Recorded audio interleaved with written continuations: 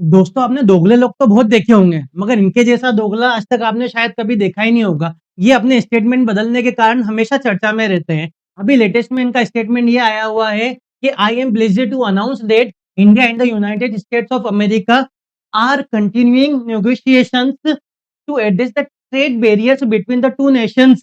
मैं अभी भारत के साथ में अपना ट्रेड नेगोशिएशन अभी करने वाला हूँ। I look forward to speaking with my very good friend. इस समय पे इनके द्वारा नरेंद्र मोदी जी को माय वेरी गुड फ्रेंड कहा गया है।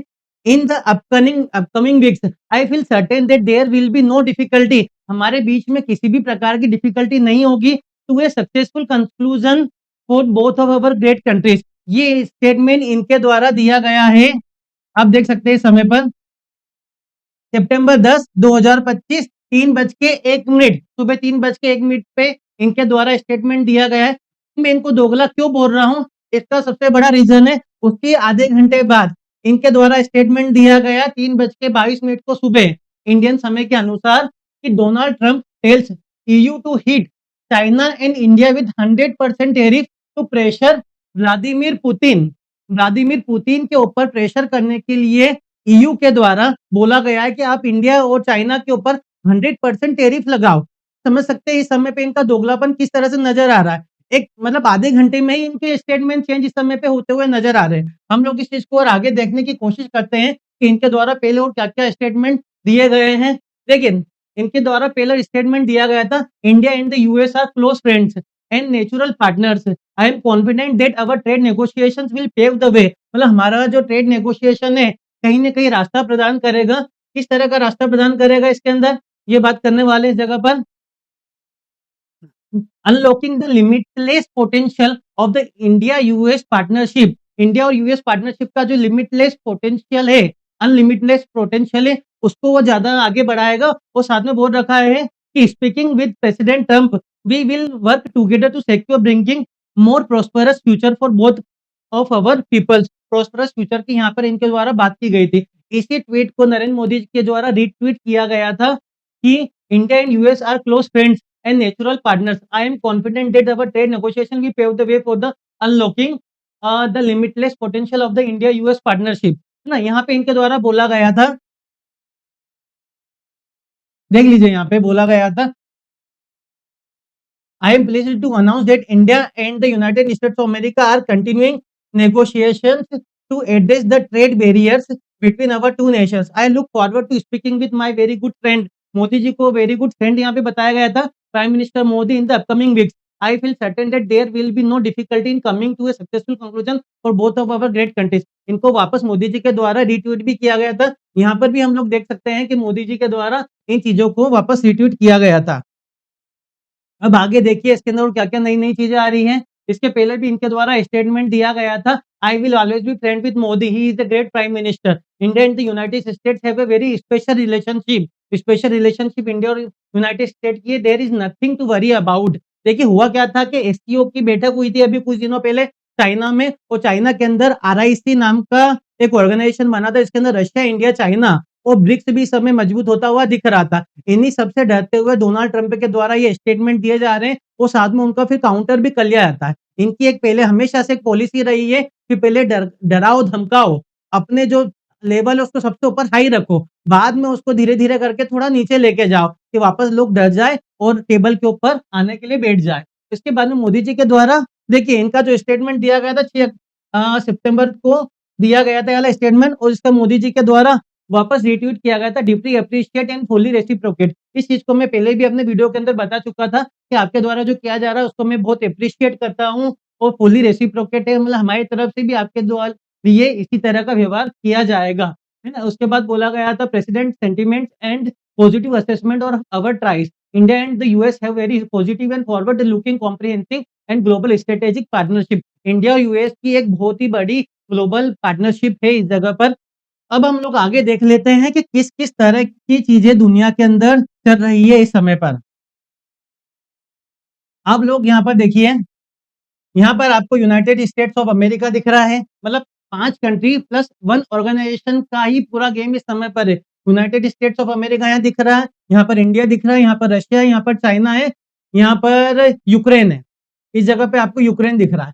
और एक ऑर्गेनाइजेशन है जिसका नाम है यूरोपियन यूनियन, जिसके अंदर करीबन 28 मेंबर्स है।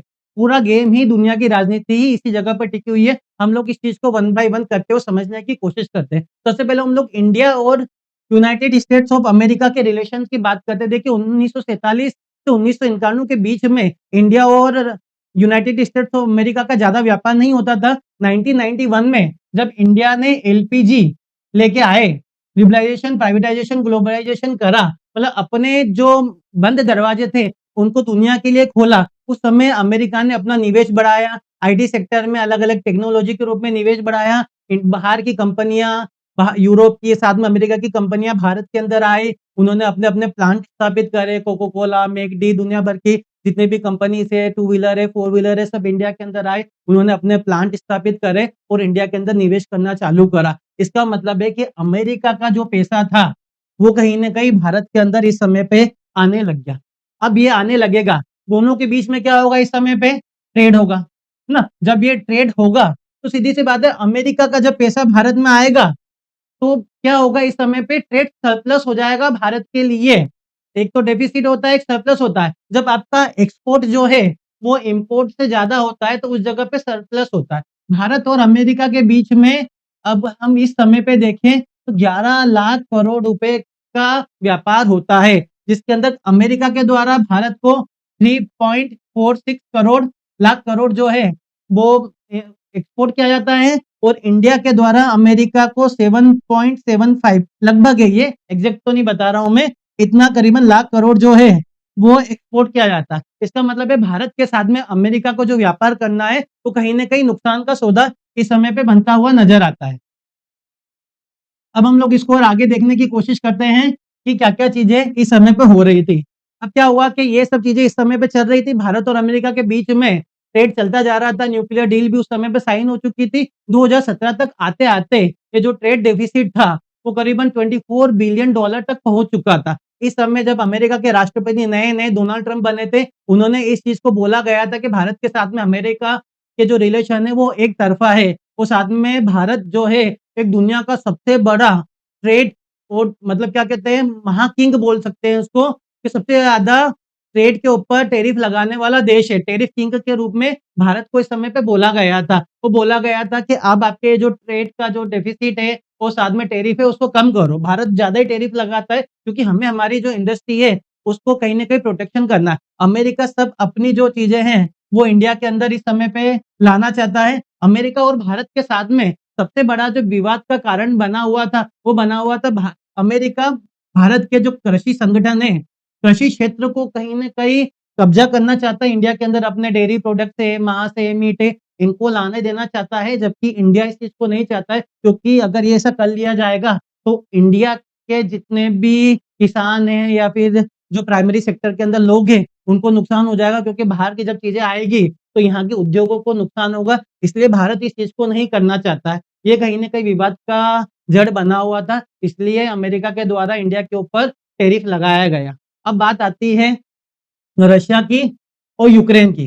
देखिए रशिया और अमेरिका उस समय पे 2 ही महाशक्ति थे। 1991 के बाद में जब रशिया का विघटन हुआ तो उससे 15 यूएसएसआर माना जाता था उस समय पे। 15 देश निकले जिसमें रशिया एक ताकतवर के रूप में रहा और यूक्रेन भी उससे बाहर निकला हुआ था। यूक्रेन के जो देश, यूक्रेन के अंदर क्या है, 10% करीबन रशियन लोग हैं और साथ में बहुत ज़्यादा रिच अपने आप में मटेरियल से है और साथ में ये जो लोग हैं, ये भी कहीं न कहीं इधर के कुछ लोग रशिया के साथ में जुड़ाव महसूस करते हैं। जब ये जुड़ाव महसूस करते हैं और रशिया भी मानता है कि यूक्रेन हमारा ही पार्ट है और यहाँ पे एक नाटो नाम का संगठन चलता है। नाटो के द्वारा हमेशा ही रशिया को एक तरह से डर रहता है कि नाटो अगर यूक्रेन तक आ जाएगा, तो हमें किसी भी प्रकार की समस्या आ सकती है। अमेरिका भी इस समय पर रशिया का ज़्यादा कंट्रोल नहीं चाहता है। अब जब क्रीमिया को 2014 में रशिया के द्वारा क्या कहते हैं कब्जा किया गया था, उसके बाद में 2022 में 22 फरवरी 2022 को रशिया यूक्रेन युद्ध चालू हुआ, तो अमेरिका और वेस्टर्न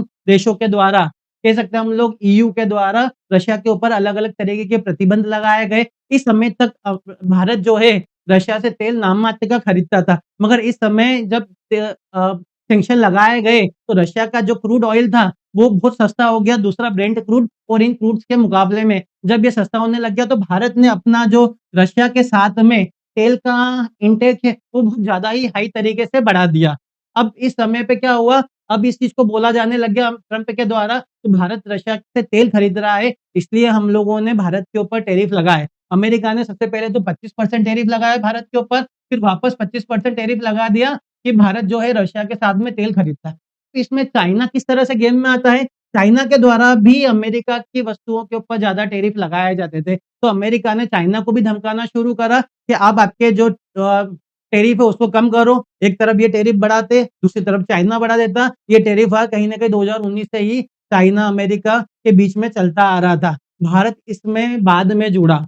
अब क्या हो रहा है इस समय पे हम लोग लेटेस्ट अपडेट इस चीज़ की देख लेते हैं कि अमेरिका के द्वारा अमेरिका के ट्रंप प्रशासन के अलग-अलग, कभी पीटर नवारो बोलते हैं, एलेक्स सुलिवान बोलते हैं, अलग-अलग इनके कभी ट्रेड एडवाइज़र है, कभी कोई इकोनॉमिस्ट है, ये भारत के ऊपर विवादित बयान हमेशा देते रहते हैं। साथ में ट्रंप के द्वारा भी इस तरह के बयान दिए जाते हैं, मगर भारत के द्वारा अभी तक किसी भी प्रकार का अमेरिका को लेकर बयान नहीं दिया गया है, क्योंकि भारत इस तरह का देश नहीं है कि वो किसी के साथ में अपने रिलेशन खराब करे। भारत हमेशा से हमारे रिलेशन जो है वो हर देशों के साथ में सुधार कर रखना चाहता है। जब अमेरिका ने भारत के ऊपर ये टैरिफ लगाए, तो कहीं न कहीं देखा जाए, वैसे तो हम लोग इस चीज़ को नहीं कह सकते हैं कि टैरिफ लगाने के कारण ही भारत रशिया और चाइना के साथ में जुड़ा हुआ है। गलवान घाटी के संघर्ष के बाद से ही दोनों देशों के बीच में मीटिंग चल रही थी कि हमारे संबंधों को सुधारा जाए, किंतु इसका सबसे बड़ा जो बन के आया वो थी SCO summit. SCO summit latest में अभी भी हुई है, उसके अंदर आरआईसी बना, रशिया, इंडिया, चाइना,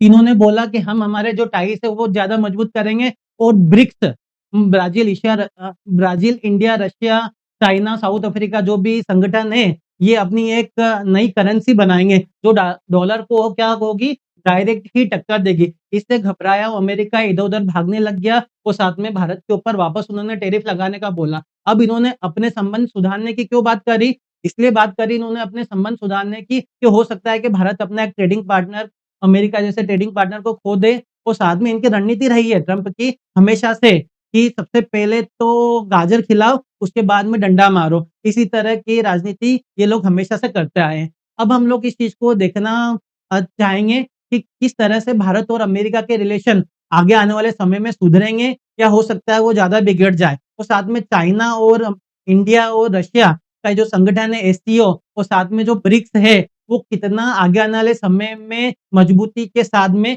अमेरिका को काउंटर करने की कोशिश करेगा। दोस्त, आप लोगों की क्या राय है कि जो अमेरिका के द्वारा भारत के ऊपर टैरिफ लगाए जा रहे, वो किस हद तक सही है? क्या अमेरिका को एक बार और अपने टैरिफ प्लान को लेकर सुधार करना चाहिए, या फिर सोचना चाहिए कि भारत के ऊपर जो आपके द्वारा इतना टैरिफ लगाया जा रहा है, उसको कम कर दिया जाए? अमेरिका के द्वारा ये बोल के टैरिफ लगाया जाता है कि इंडिया जो है वो रशिया से ऑयल खरीदता है। इसलिए जो यूक्रेन का युद्ध हो रहा है, उसके अंदर रशिया को सहायता मिलती है युद्ध लड़ने के लिए, क्योंकि उसको हथियार खरीदने की बात आती है। अब बात ये आ रही है कि जब रशिया से यूक्रेन खुद ही इंडिया से यूक्रेन खुद ही डीज़ल इतना आयात करता है। एक तरफ तो क्या हो रहा है कि रशिया और अमेरिका का युद्ध, रशिया और यूक्रेन का युद्ध हो रहा है। दूसरी तरफ रशिया जब इंडिया को क्रूड ऑयल बेचता है, और इंडिया जब उसको प्रोसेस करके डीज़ल बनाता है, तो डायरेक्टली यूक्रेन उसको सबसे ज़्यादा खरीदता है। इसका मतलब है कि यूक्रेन भी अपने आप में इस समय पे दगाबाजी कर रहा है। अभी हाल ही में यूक्रेन के राष्ट्रपति के द्वारा, ज़ेलेंस्की के द्वारा भी ये बोला गया था, ट्रंप का साथ में समर्थन करते हुए, कि रशिया, इंडिया और चाइना जो है, ये कहीं न कहीं एक तरह से धुरी बन रही है, और इनके ऊपर ज़्यादा टैरिफ सेंक्शन लगाए जाने चाहिए। तो अगर आपको लगता है कि हमारे द्वारा ये जो वीडियो बनाया गया है, ये आपके लिए काफ़ी हेल्पफुल है, तो हमारे चैनल को लाइक करें, सब्सक्राइब करें और शेयर करें। इस समय हमारे लिए सबसे ज़्यादा ज़रूरी है ये चीज़ें। Thank you very much.